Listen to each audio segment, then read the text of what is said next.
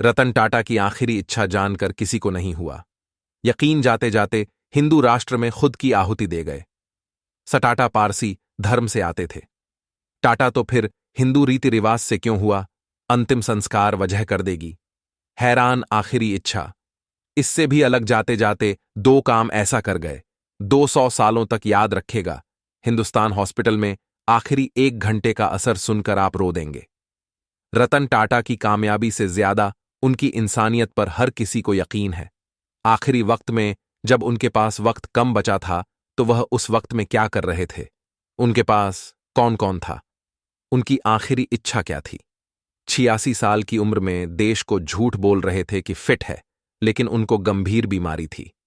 देश में कोई हलचल ना पैदा हो, इसलिए उन्होंने डॉक्टरों और अपनों से कैसी बांग कर ली, जिस पर किसी को यकीन नहीं हो रहा था।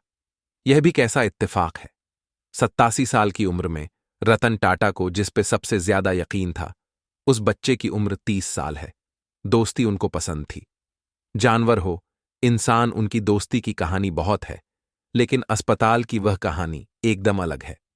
रतन टाटा के पास उस वक्त सिर्फ 4 लोग मौजूद थे, जबकि उनके साथ डॉक्टरों की टीम थी।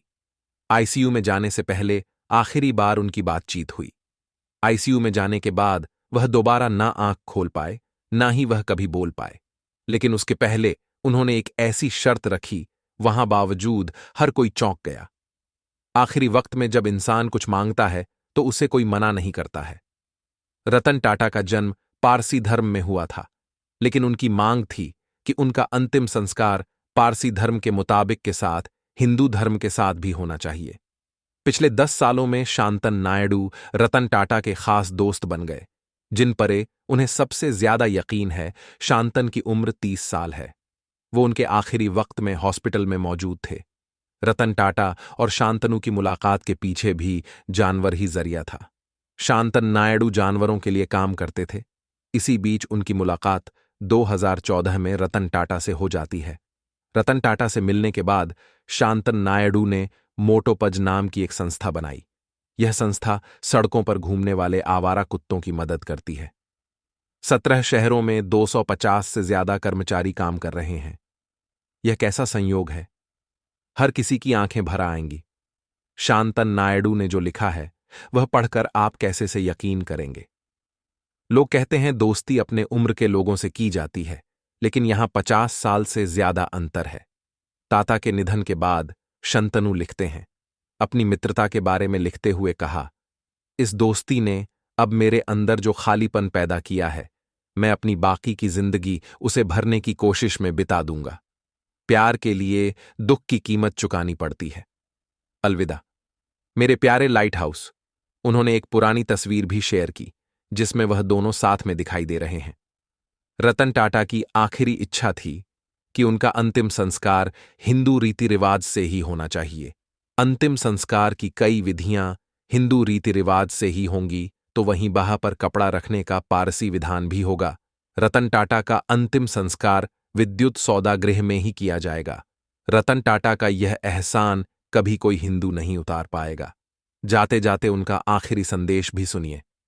आज की तारीख से लगभग 120 साल पहले, जब झारखंड अविभाजित बंगाल का हिस्सा होता था, उस समय काली माटी नामक जगह पर जमशेदजी नसरवानजी टाटा ने एक सपना देखा था।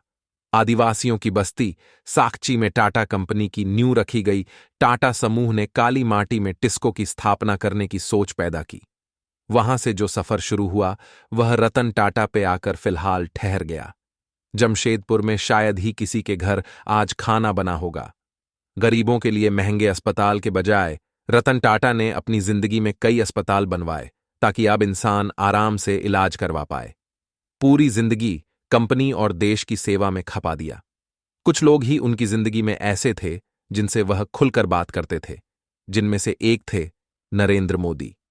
हालांकि किस्मत का खेल देखिए, रतन टाटा की मौत के बाद भी उनके सबसे खास नरेंद्र मोदी नहीं पहुंच पाए। वो इसीलिए क्योंकि उनका विदेशी दौरा था। विदेशी द्वारा रद्द करना पहाड़ चढ़ने जैसा होता है। इसीलिए अमित शाह उनकी अंतिम यात्रा में बार बार दिखाई दिए। एक शताब्दी का अंत हो चुका है। रतन टाटा की जिंदगी का सच किताबों में जोड़ना चाहिए, ताकि हमारी आने वाली पीढ़ियां समझ पाएं। कामयाबी से भी बड़ी कामयाबी होती है एक बेहतर इंसान बनना।